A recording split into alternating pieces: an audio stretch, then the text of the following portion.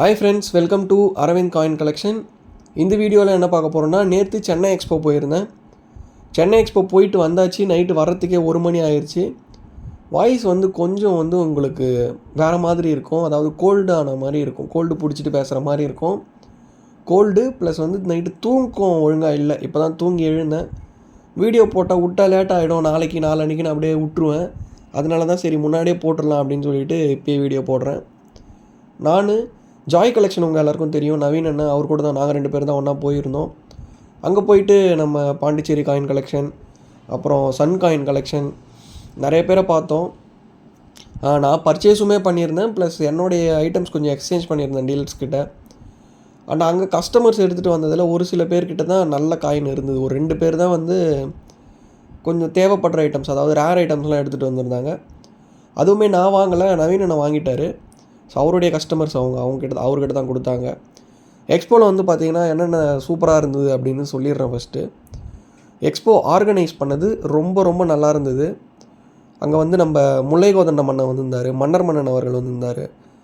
இவங்களாம் வந்திருந்தாங்க. அப்புறம் ஃபுட்டு ரொம்ப சூப்பராக இருந்தது. Food best.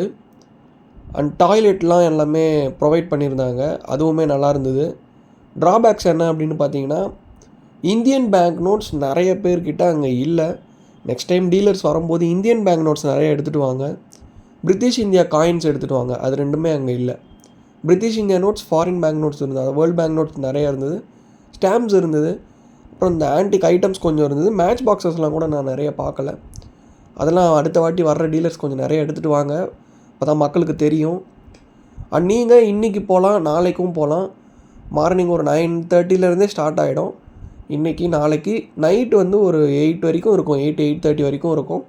சில பேர்லாம் 9:30 வரைக்கும் ஸ்டால் மூடாமல் வச்சுருப்பாங்க. நீங்கள் எதனா புக் பண்ணிங்கன்னா உங்கள்கிட்ட உங்களை பார்த்து அவங்க அரேஞ்ச் பண்ணி கொடுப்பாங்க.